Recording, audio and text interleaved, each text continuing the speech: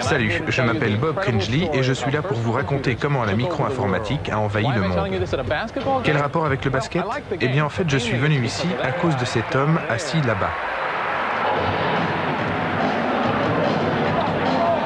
Il s'appelle Paul Allen et tout ce que vous voyez lui appartient. Le gymnase, l'équipe de basket en maillot blanc et les danseuses tout. Quand on possède 8 milliards de dollars, on peut bien s'offrir ce genre de jouet. Merci les micro-ordinateurs. Dans les années 70, Paul Allen et son copain de lycée Bill Gates ont démarré une minuscule entreprise de logiciels, j'ai nommé Microsoft. Aujourd'hui, Allen est plus riche que Crésus et Gates plus riche qu'Allen. Il y a 20 ans, des jeunes gens comme Gates et Allen ont inventé l'informatique individuelle qui, incroyable mais vrai, n'existait pas à l'époque. Aujourd'hui, la micro-informatique se situe au 3e rang mondial des secteurs les plus rentables, après le pétrole et la drogue. Mais le plus incroyable, c'est que tout a commencé par hasard, parce qu'une poignée de bidouilleurs cinglés d'informatique voulaient épater leurs amis.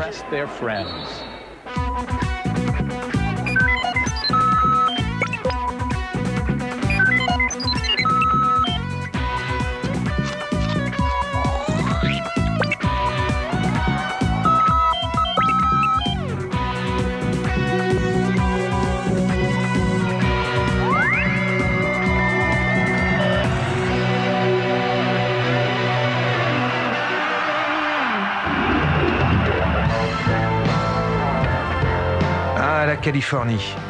Le soleil, le rock, les voitures décapotables et la Silicon Valley, berceau de la révolution micro-informatique qui a bouleversé notre façon de vivre, de travailler, de communiquer et d'amasser des fortunes. J'ai eu la chance phénoménale de me trouver exactement au bon endroit, à Silicon Valley, exactement au bon moment, quand cette invention a pris corps.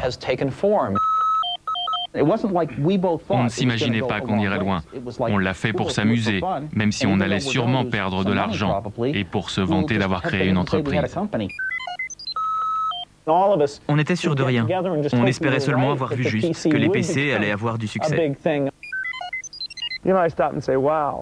Quand je pense à la façon dont les ordinateurs individuels se sont intégrés dans le tissu de la vie quotidienne, je me dis que nous avons surfé sur la vague. Et quelle déferlante.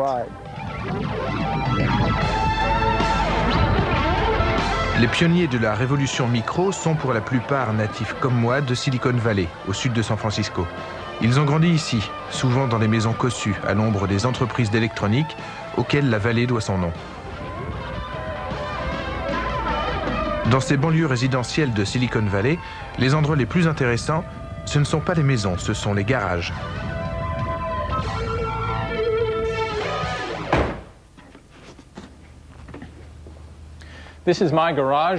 Voici mon garage et voilà mon bric-à-brac.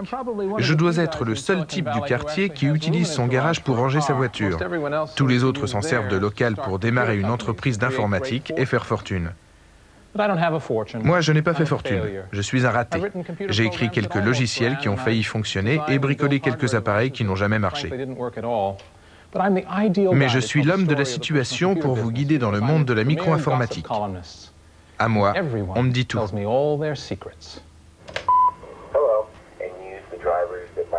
Là, c'est chez moi. Excusez le désordre. C'est ici que je concocte ma chronique de potin pour une revue d'informatique. Les industries en changement constant comme l'industrie micro vivent de rumeurs et de potins. Et moi, j'en ai fait mon gagne-pain. Mon adresse e-mail est inondée de renseignements confidentiels concernant aussi bien les défauts cachés des nouveaux logiciels que les pires gaudrioles. Ces pourvoyeurs de potins partagent les mêmes passions, le désir de dire la vérité et un amour sans borne pour la technologie. Ce sont ces cinglés d'informatique qui ont nourri de leur ferveur la révolution micro. Les comprendre, eux, c'est commencer à comprendre cette révolution. Et s'il y a un endroit au monde où on est sûr de rencontrer, c'est au Weird Stuff Warehouse, la boutique de bizarreries électroniques la plus courue de la côte ouest. Les fêlés des circuits. Chaque génération en produit son lot. Pendant que leurs camarades de classe jouent au baseball, ces informaticiens en herbe dénichent le circuit intégré de leurs rêves. You know, I'm interested in electronics and technologies and a hobby since I started when I was like 6 or 7, you know. How old are you now, Edwin? 10 right now. Les ordinateurs, c'est un hobby de garçon. L'obsession de spécimens bien particuliers qui préfèrent se colter avec un boîtier électronique plutôt qu'avec un monde plein de gens imprévisibles. Le spécimen technoïde type est un gringalet doté d'un gros cerveau et d'épaisses lunettes, aux antipodes de l'idéal viril du footballeur américain. En Amérique, on l'appelle nerd. Un nerd est quelqu'un qui téléphone aux autres pour leur parler de téléphone. Un nerd informatique est donc quelqu'un qui utilise un ordinateur dans le seul but d'utiliser un ordinateur.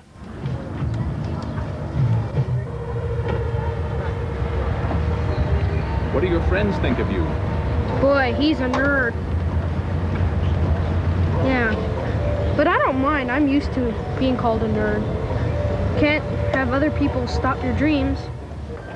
Eh oui, à Silicon Valley, les petits garçons rêvent de devenir des jeunes hommes comme celui-ci. Graham Spencer est programmeur. Avec 5 copains d'université, il a fondé Architect, une entreprise de logiciels. Et pourquoi ces jeunes gens ont-ils décidé de monter une boîte ensemble? Pour la seule raison qu'ils s'aiment bien. Ça se passe comme ça à Silicon Valley. Et c'est aussi comme ça qu'Apple et Microsoft ont démarré. Comme les fondateurs de ces entreprises pionnières à leur époque, ceux d'Architect partagent un rêve technologique. De leur hobby d'enfant, ils ont fait leur profession. Et ils ont spontanément adopté la culture d'entreprise propre au secteur micro. Règle numéro 1, oubliez les horaires de bureau trop contraignants. Dans cette industrie, vous pouvez effectuer vos 100 heures de travail par semaine quand ça vous chante. On programmait pendant 2 jours d'affilée. De temps en temps, on était 4 ou 5, on sautait dans nos voitures et on fonçait au restaurant. À table, on parlait travail.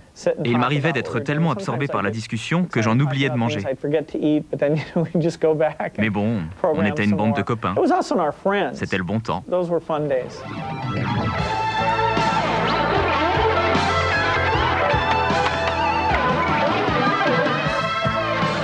Dans toutes ces jeunes entreprises, on retrouve le même mélange travail-pagaille.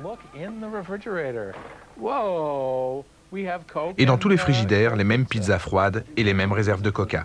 2 liters of Coke a day. And do you think of it like as brain food? That keeps me going. That and, listen to heavy metal and get caffeinated and hack.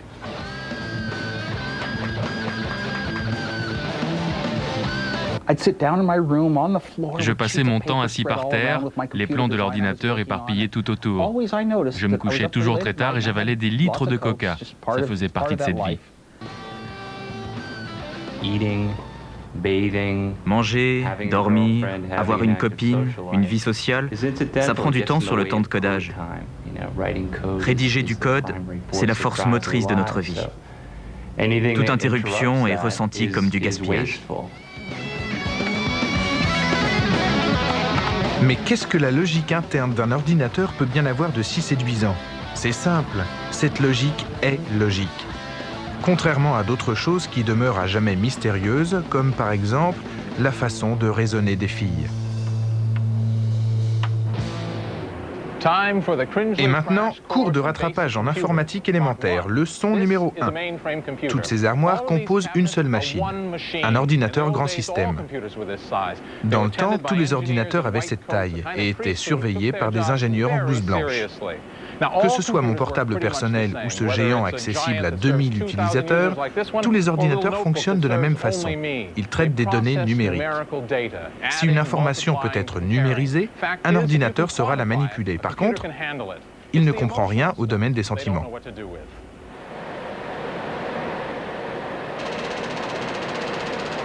Pour parler à un ordinateur, il faut utiliser un langage machine, une combinaison de 1 et de 0 appelée code binaire. Programmer un ordinateur a d'abord consisté à manipuler des commutateurs ou à charger des bandes perforées. Des opérations pénibles et compliquées, d'autant plus compliquées que chaque type d'ordinateur utilisait un langage distinct. L'ENIAC, l'ordinateur de l'armée, savait calculer en 20 secondes la trajectoire d'un obus. Mais il fallait 2 jours de programmation pour rendre possible ce calcul. Finalement, Grace Hopper, capitaine de la US Navy, résout le problème en inventant un langage de programmation, de l'anglais simplifié, que la machine est capable de traduire en code binaire. Dès lors, on peut utiliser un clavier pour écrire un programme, au lieu de s'enquiquiner avec les commutateurs. Ce premier langage, baptisé COBOL, ouvre la voie à d'autres, tels le Fortran ou le BASIC, qui contribuent à rendre les ordinateurs plus faciles à utiliser. Aujourd'hui, programmer consiste à taper de longues listes d'instructions sur le clavier d'un ordinateur.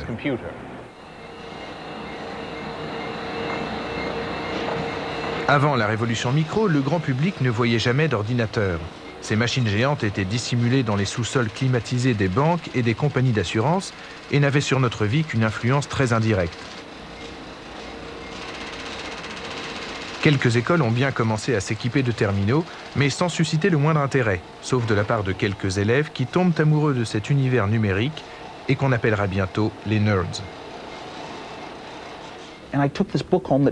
Un jour, j'ai emporté chez moi un livre sur le PDP-8 et c'est devenu ma Bible.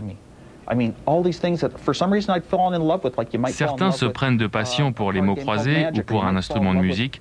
Moi, je ne sais pas pourquoi, je suis tombé amoureux de ces petits schémas qui décrivaient les circuits internes des ordinateurs. Avec un peu de maths, j'arrivais à résoudre des problèmes, à trouver des solutions personnelles, et ça me rendait heureux. On tapait les commandes, on attendait un peu et tout à coup, l'engin nous sortait une réponse. À l'époque, c'était phénoménal, surtout aux yeux d'un gamin de 10 ans. Il suffisait d'écrire un programme en langage basique ou Fortran, et cette machine était capable de s'approprier notre idée et, d'une certaine façon, de l'exécuter. Et si les résultats correspondaient à ceux qu'on avait prévus, ça voulait dire que le programme fonctionnait. Le tout était palpitant. Posséder son propre ordinateur, le rêve de tous les nerds. Cela a été rendu possible par une innovation technologique. J'ai nommé la puce, le microprocesseur. Voilà ce qui vous permet de poser un ordinateur sur votre bureau. Les ordinateurs des années 50 étaient énormes parce qu'ils contenaient des milliers de ces tubes à vide. Les tubes ont d'abord été remplacés par des transistors, encore trop gros pour construire des ordinateurs domestiques. Puis, on est entré dans l'ère de la miniaturisation. Cette petite plaquette de silicium contient plus d'1 million de transistors. Le microprocesseur a engendré le micro-ordinateur. Et c'est pour ça qu'on parle de Silicon Valley et pas de Computer Valley. Voici le siège d'Intel, fondé par les inventeurs du microprocesseur.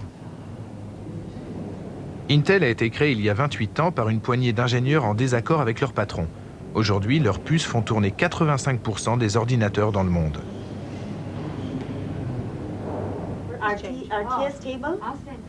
En même temps que la puce, Intel a inventé la culture informelle d'entreprise, toujours en vigueur à Silicon Valley. Pas de parking réservé, OK Bob au lieu de oui, monsieur le directeur, et pas de bureau, seulement des box. Voilà le box du président. Gordon Moore est l'un des fondateurs d'Intel. Sa fortune dépasse les 3 milliards de dollars. Moi, si j'étais aussi riche, j'aurais un bureau, ou au moins une porte. Dans notre secteur, les gens qui comptent sont ceux qui comprennent ce qui bouge, et ce ne sont pas forcément les dirigeants. Il est fondamental que ces gens-là jouent un rôle décisionnel. Nous nous sommes organisés pour que toutes les personnes compétentes aient leur mot à dire, quel que soit leur statut dans l'entreprise.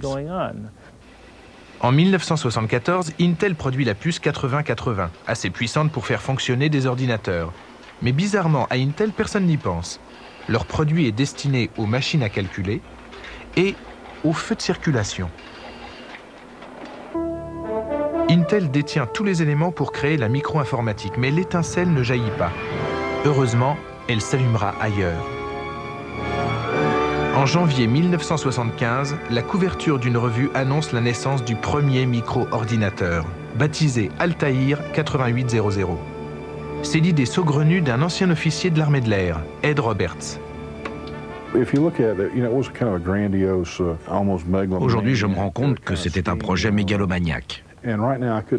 Si je devais le refaire maintenant, je renoncerais d'avance parce que je verrais tout de suite que c'est impossible. Mais à l'époque, on était jeunes et sans expérience. On ne savait pas qu'on ne pouvait pas le faire. En 1995, on a organisé une exposition pour célébrer le 20e anniversaire du célèbre Altaïr. Ed Roberts rappelle modestement qu'il a construit cet ordinateur pour la seule raison qu'il rêvait d'en posséder un lui-même. On était quelques-uns à mourir d'envie d'utiliser les ordinateurs. À l'époque, on n'en trouvait que dans les grandes compagnies. Il fallait obtenir une autorisation pour s'en approcher. En fait, personne n'y avait accès. Rien que l'idée qu'on pouvait avoir un ordinateur et l'utiliser comme on le voulait, c'était génial.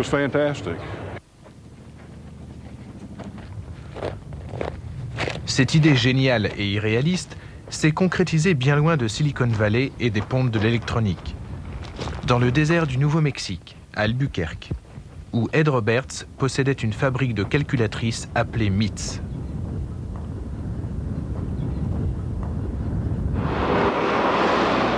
En 1974, MITS est au bord de la faillite. Je suis allé voir ma banque. Soit ils acceptaient de nous prêter 65 000 $, soit on fermait. Quand ils m'ont demandé combien je pensais vendre de ces nouvelles machines la première année, j'ai répondu 800, ce qui était plus qu'optimiste. Un mois après le lancement, on recevait 250 commandes par jour. L'Altaïr était vendu en kit. Il fallait s'armer d'un fer à souder et l'assembler soi-même. Le plus souvent, il ne marchait pas, mais il existait. Il n'était pas cher et les cinglés d'informatique se sont rués dessus. Il y a des gens qui étaient tellement impatients d'avoir leur ordinateur qu'ils sont venus camper avec leur caravane sur le parking de MITS, au lieu d'attendre qu'on leur envoie.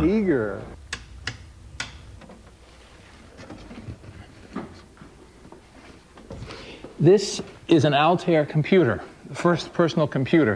Moi aussi j'ai un Altaïr, et pas n'importe lequel. La deuxième machine fabriquée.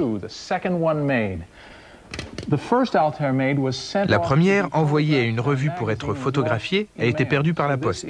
Cette boîte est donc le plus ancien ordinateur individuel au monde. Une pièce de collection qui marche toujours. Mais pour faire quoi? Sur le devant, il y a des rangées d'interrupteurs et des voyants lumineux. Derrière, il n'y a rien.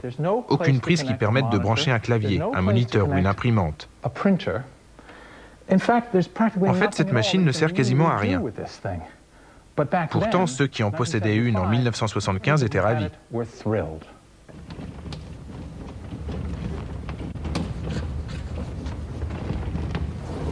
Très vite, les amateurs d'informatique forment des clubs pour parler de leurs nouveaux jouets. Celui de Silicon Valley, le Homebrew Computer Club, se réunissait dans une joyeuse pagaille tous les mercredis soirs sous la houlette du président Lee Felsenstein, qui faisait semblant de prendre son mandat au sérieux. J'ouvrais la séance en faisant un bruit infernal. C'était le seul moyen d'attirer l'attention dans ce chahut.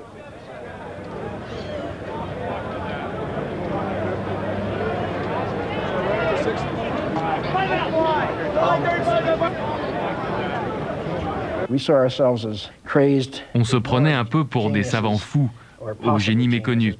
Mais tout ce qu'on voulait, c'était avoir un vrai ordinateur à nous. Roger Mellen et Harry Garland, tous deux propriétaires d'un Altaïr, avaient rejoint le club parce qu'ils se demandaient ce qu'on pouvait bien tirer d'un bidule aussi inutile. Au club, tout le monde était d'accord. Avec l'Altaïr, on tenait une solution. Il fallait trouver le problème. Programmer l'Altaïr était un vrai casse-tête. Pour lui faire exécuter une opération aussi simple que 2 + 2, il fallait d'abord manipuler 9 interrupteurs différents pour rentrer chacun des chiffres. Ajouter le signe plus, de nouveau 9 interrupteurs. Et si la troisième loupiote en partant de la gauche s'allumait, le résultat était 4. Eureka! À force d'expérimenter et de bidouiller, les membres du club finissent par faire quelques trouvailles qui leur ont laissé de bons souvenirs. Steve Dampier était dans son coin en train de rentrer un long programme. Quelqu'un s'est pris les pieds dans les fils et a débranché l'appareil. Steve a dû recommencer à zéro. On se demandait ce qu'il trafiquait et pourquoi il se donnait tant de mal pour voir clignoter quelques loupiottes. On posait un poste de radio à côté de l'Altaïr et il se mettait à jouer de la musique. Tout à coup, on a entendu The Fool on the Hill. C'était un son de boîte de conserve qui sortait de la radio, mais qui, c'était évident, était provoqué par des impulsions de l'ordinateur. Tout le monde s'est levé en applaudissant. J'ai proposé de décerner à Steve le prix de la grande cruche percée pour avoir trouvé un usage à un bidule inutile, mais je parie que personne ne m'a entendu. C'était très excitant. La première chose que l'Altaïr ait vraiment faite.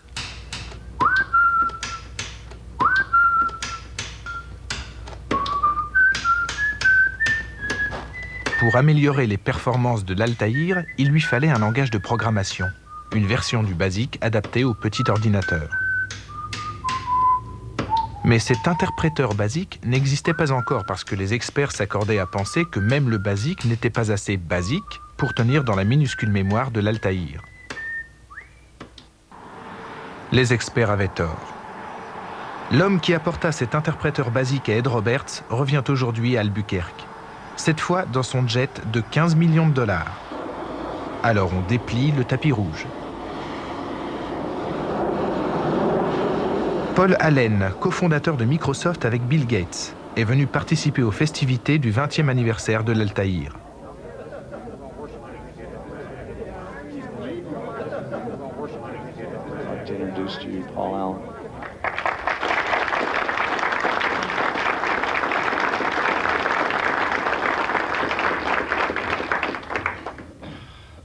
Thanks, David. Un jour à Boston, j'ai vu sur la couverture d'un magazine la photo d'une machine qui ressemblait exactement à ce que j'avais imaginé. Je l'ai acheté tout de suite et je me suis précipité chez Bill. Il était en train de jouer au poker comme d'habitude et de perdre de l'argent comme d'habitude. Enfin, pour la dernière fois. Paul m'a montré la photo, c'était clair, cette entreprise aurait besoin de logiciels. Bill a dit, OK, on va appeler ces gens-là pour voir si cette histoire est vraie. Ça commençait à bouger, comme on l'avait prévu depuis longtemps. Et cette industrie naissante n'allait pas attendre pour démarrer que j'ai terminé mes études à Harvard. Alors on a appelé Ed pour lui dire qu'on avait la version basique qu'il fallait pour sa machine, qu'elle était presque prête et qu'on voulait faire une démo. On a écrit un interpréteur basique et Paul a sauté dans un avion. Il a quand même dormi la veille et moi j'ai travaillé toute la nuit pour tout vérifier et revérifier. Je n'avais aucune idée de ce qui allait se passer. On n'avait jamais fait tourner le programme sur un vrai micro. Paul était très nerveux. On voyait qu'il se demandait si ça allait marcher. Aussitôt dans le bureau, il a commencé à charger les bandes perforées. J'étais mort d'angoisse. Je me disais, ça ne va pas marcher. Et ça a marché. Et ça a été capable de faire quelques trucs simples. Ça a été fabuleux quand Paul a appelé pour me dire que ça avait marché du premier coup. On a vu s'écrire Memory Size. Quoi? Ça a écrit quelque chose? C'était incroyable, le fait que ça ait réellement fonctionné. C'était une percée. Peut-être que Microsoft n'existerait pas si cet écran ne s'était pas animé. Tout pourrait être différent aujourd'hui.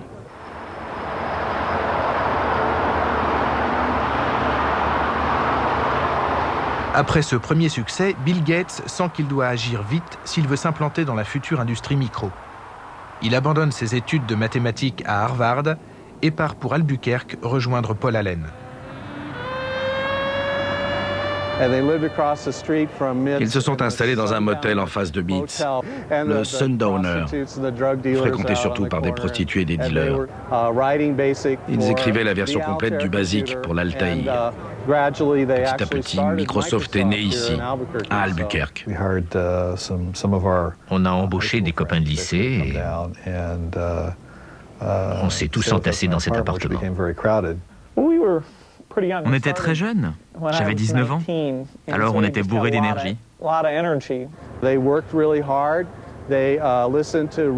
Ils ont travaillé très dur en écoutant de la musique très fort. Parfois, j'étais obligé de sortir de leur bureau parce que la musique était trop forte.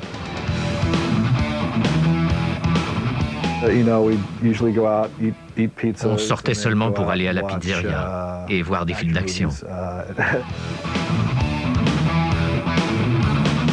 Ils travaillaient toute la nuit. Parfois, j'arrivais le matin et je trouvais Bill qui dormait par terre. Je connais encore le code source par cœur. On faisait notre travail avec amour. On peaufinait tous les détails. Et ce perfectionnisme a payé.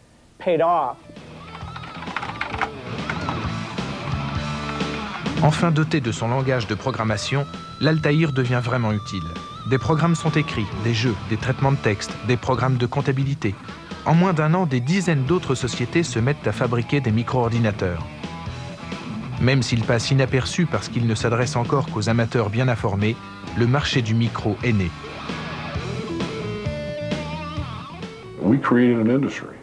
Nous avons créé une industrie entière et personne ne nous en accorde le mérite.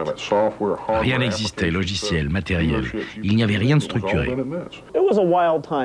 C'était une époque passionnante. On a organisé la première convention d'utilisateurs où on discutait de ce qui les intéressait.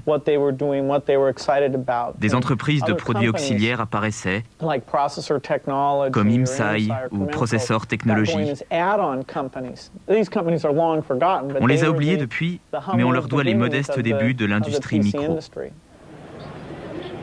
Les premiers ordinateurs individuels étaient vendus par correspondance, des réseaux fermés que seuls les amateurs connaissaient.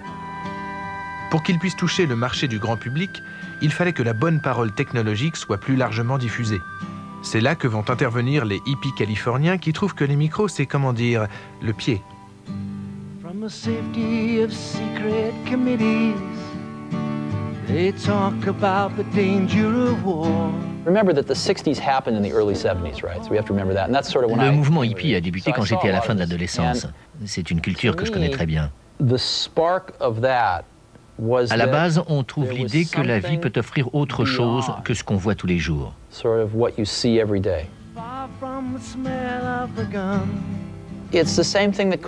la même idée qui pousse les gens à vouloir devenir poètes au lieu de banquiers. Je trouve ça merveilleux. J'ai la certitude qu'on peut intégrer cet état d'esprit dans des produits fabriqués en usine et que les gens sentent la différence.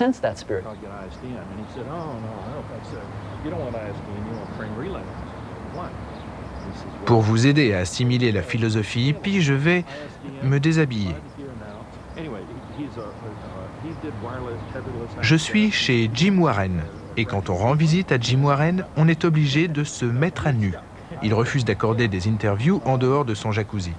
On l'aura compris, Jim Warren est un hippie depuis toujours. Mais un hippie qui a fait fortune, en organisant la West Coast Computer Fair, sorte de Woodstock informatique annuel. À l'époque, c'était quand même le plus grand salon de micro-informatique au monde, et c'est là que les micros ont vraiment commencé à se vendre. Jim est persuadé que la contre-culture des hippies californiens a joué un rôle moteur dans l'évolution des micros. L'idée dominante, c'était le partage. On partageait sa cam, son lit, sa vie, ses espoirs. Cet esprit communautaire se retrouvait aussi au club Homebrew. Dès que quelqu'un résolvait un problème, il fonçait au club. Et pendant la réunion, c'était du genre « Vous savez ce problème qu'on n'arrivait pas à résoudre? J'ai trouvé la solution. Je suis pas un type génial ?» Je maintiens que ce qui a permis un développement aussi rapide de la technologie, c'est cet esprit de partage. Tout le monde était gagnant. De ce grand bouillon d'idées a surgi Apple Computer. Ses fondateurs, deux jeunes qui viennent de passer leur bac, ne ratent pas une réunion du club Homebrew. Le génie de la technique coule dans les veines de Steve Wozniak, surnommé le magicien Woz, et le génie des affaires dans celle de Steve Jobs. Steve Wozniak a bricolé sa propre machine. Il l'apporte au club pour épater ses copains. Everybody was interested in computers, so I started getting a crowd around me J'étais trop timide pour prendre la parole pendant les réunions. Mais après, les gens venaient voir l'ordinateur que j'avais construit. Chaque semaine, je l'améliorais un peu. Je les laissais se servir du clavier et je leur expliquais comment ça marchait. Aujourd'hui, je saurais aller voir les gens et me montrer plus promotionnel. Mais à l'époque, je ne savais que répondre à des questions précises. Mais quand même, je suscitais pas mal d'intérêt au club. Steve l'a remarqué et m'a dit « On va monter une société pour vendre ce machin ». Il a trouvé le nom d'Apple et voilà comment tout a commencé.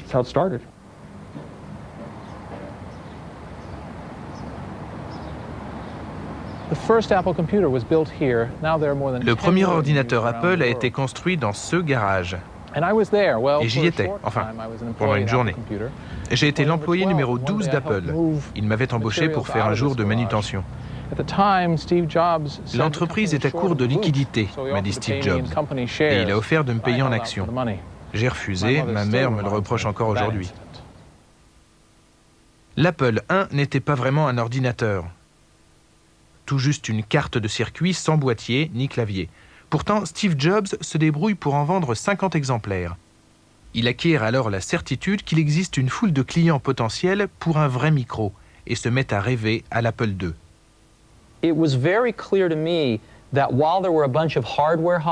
Il y avait d'évidence un certain nombre d'amateurs d'informatique capables d'assembler eux-mêmes un ordinateur à partir de notre carte.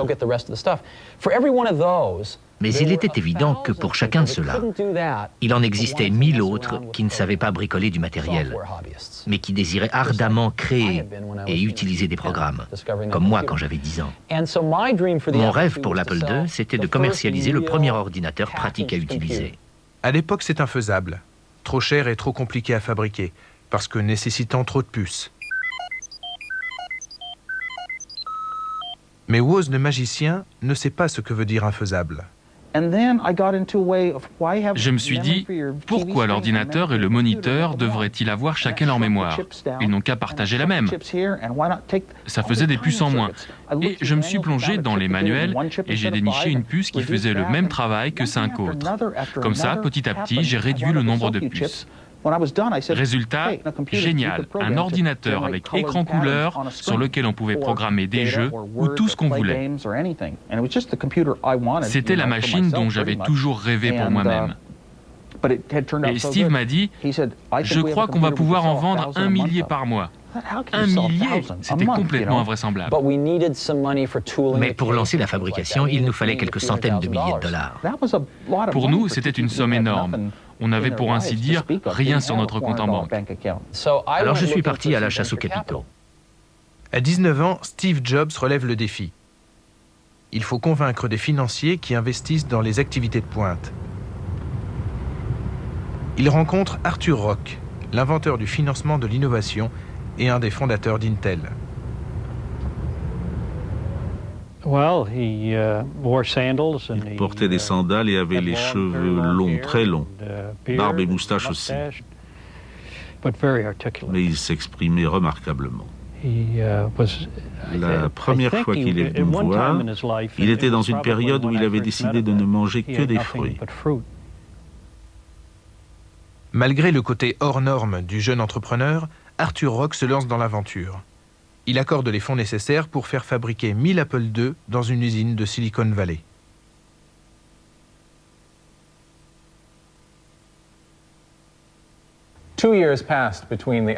Deux ans séparent l'Altaïr de l'Apple II. 2 ans de progrès. L'Altaïr, destiné au marché restreint des amateurs qui s'y connaissent, a une allure d'ampèremètre à côté de l'Apple II qui, lui, ressemble vraiment à un produit de consommation. C'est le premier micro à posséder une coque en plastique moulé, imposée par Steve Jobs, qui a un sens aigu du design. Et il n'est pas seulement joli à regarder, c'est aussi un bijou d'ingénierie. Prenons le contrôleur du lecteur de disquette, un modèle d'efficacité. Il contient 8 puces, alors que ceux des concurrents en ont 35. C'est l'œuvre de Steve Wozniak, le Mozart des circuits intégrés. Résultat, dès sa sortie, l'Apple II fait un tabac.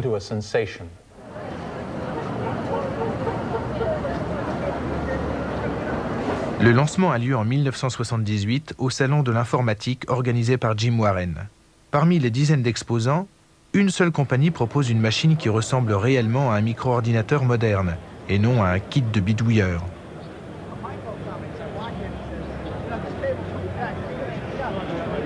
Il suffit de voir l'Apple II pour être ébloui. Et comme Steve Jobs s'est débrouillé pour obtenir le meilleur emplacement du salon, tout le monde le voit. On a fait un triomphe. Les acheteurs faisaient la queue devant le stand. C'est là qu'Apple a décollé.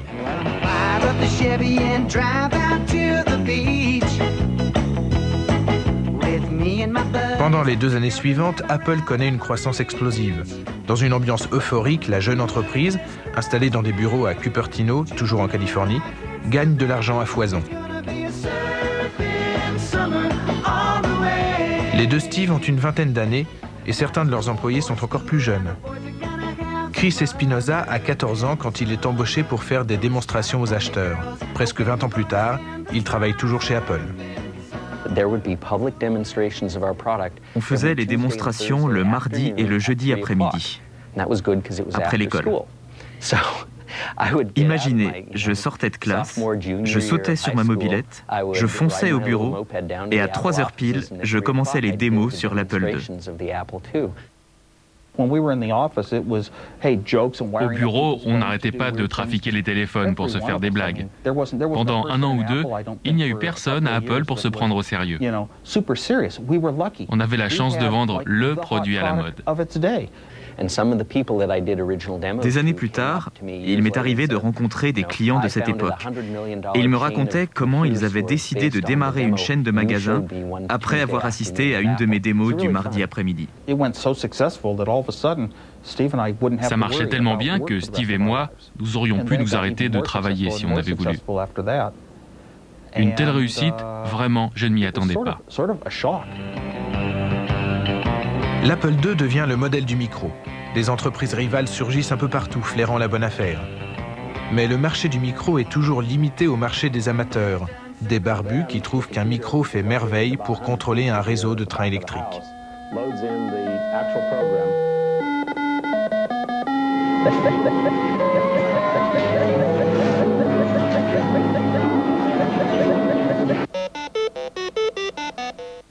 Pour toucher le marché du grand public, les micros doivent montrer qu'ils ne sont pas des gadgets. Monsieur Tout-le-Monde n'a pas besoin d'un joujou électronique. L'application qui va faire vendre des milliers d'Apple II s'appelle VisiCalc.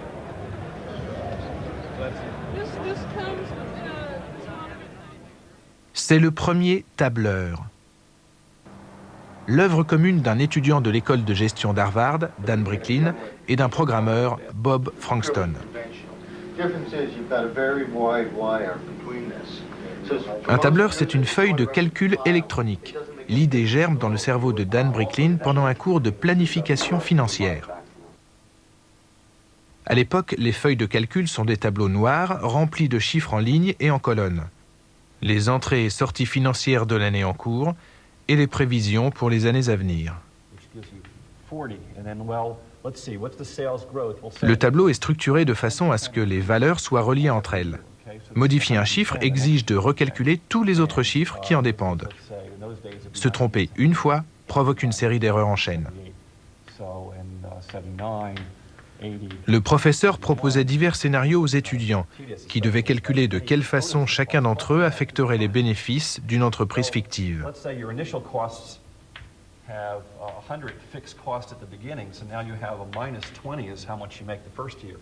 Ces exercices étaient très laborieux pour Dan Bricklin qui n'était pas très fort en calcul mental. Et il rêvait d'un ordinateur qui viendrait remplacer toutes ces opérations manuelles très ennuyeuses. J'ai imaginé un tableau magique qui fonctionnerait comme un traitement de texte. Quand on change un mot, il repagine automatiquement. L'idée du tableur, c'est que quand on change un chiffre, il recalcule automatiquement toutes les valeurs qui en dépendent. Pour gagner du temps, Dan Bricklin demande à son ami Bob Frankston de l'aider. Ils se partagent la tâche. Dan analyse et peaufine le concept. Bob rédige les lignes de code. En quelques mois, le travail est bouclé. Bon, je vais remplacer 100 par 4321. Ça y est, c'est recalculé. Quel temps gagné. Tous ceux qui le voyaient l'achetaient. Je me souviens de l'avoir montré à un comptable près d'ici. Il s'est mis à trembler. Ce qui me prend des journées, je pourrais le faire en 1 heure. Les gens brandissaient frénétiquement leur carte de crédit. Quand je revois ces gens maintenant, ils me disent « Vous avez changé ma vie. Faire de la compta est devenu amusant. » Personne ne savait ce qu'était un tableur.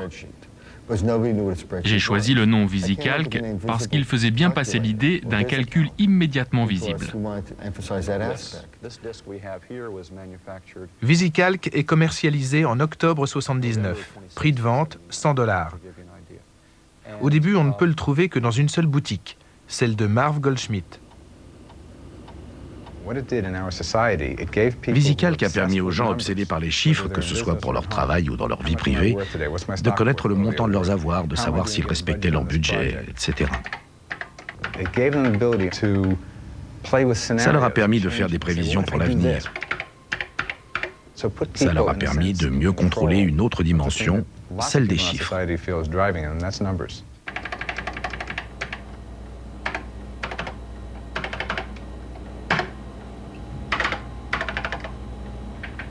Les ventes de VisiCalc décollent très rapidement.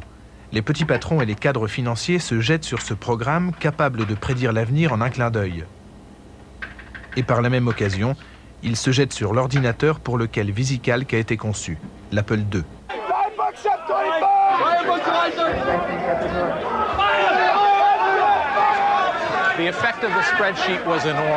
Le micro est entré dans le monde de l'entreprise grâce au tableur. Un outil performant, convaincant, très vite indispensable. C'était l'outil des années 80, la décennie qui commençait. Décennie de l'argent roi, où la cupidité devenait vertu.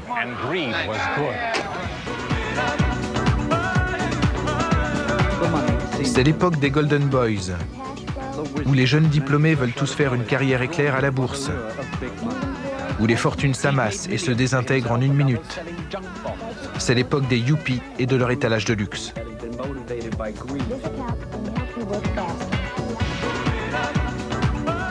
En l'espace de 5 ans, le jouet de 1975 s'est hissé au rang de technologie capable de faire évoluer notre société. Le tandem Apple II VisiCalc a lancé la révolution micro. Tout le monde était emballé par ce qu'on faisait.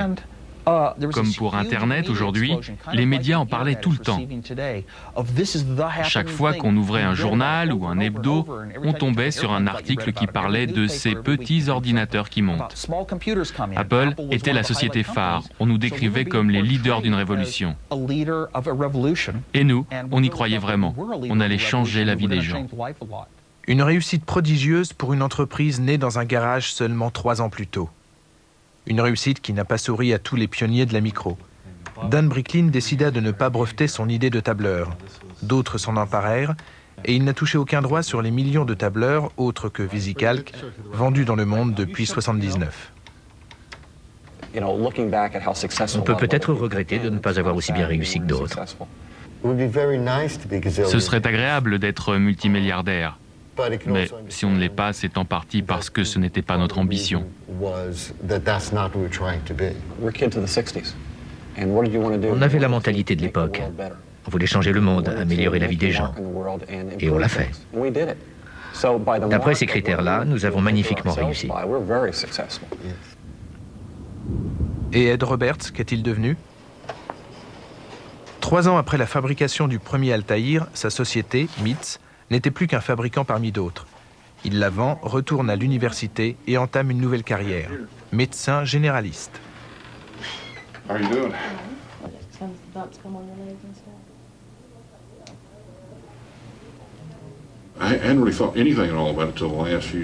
ne pensais plus à tout ça depuis des années, mais récemment, des gens ont commencé à s'attribuer tout le mérite de ce que nous avons réalisé à MITS.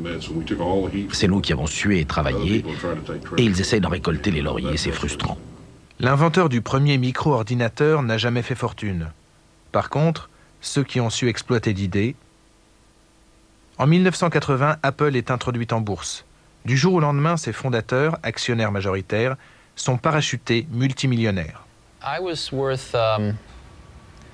Je pesais $1 million à 23 ans, 10 millions à 24 et 100 millions à 25. Mais ce n'était pas le plus important, parce que je n'ai jamais été motivé par l'argent. C'était une petite entreprise d'amateurs, comme il s'en crée tous les jours. Au début, on n'aurait jamais cru aller si loin. On l'a fait pour s'amuser. Mais à l'époque, pendant une période de temps très courte, quand on savait dessiner les plans d'un ordinateur, on pouvait en faire un succès énorme, comme l'Apple II.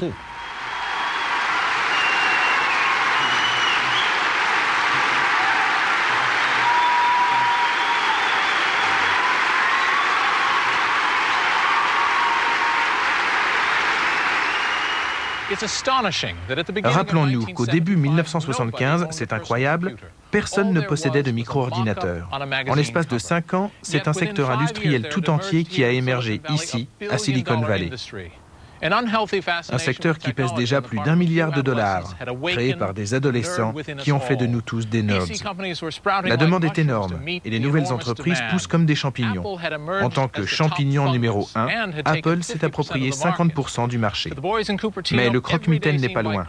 Il existe une entreprise dont le nom est synonyme d'informatique. Une multinationale qui entend régner sans partage sur le marché des ordinateurs, gros ou petits. IBM va entrer dans la danse et bientôt faire trembler Silicon Valley.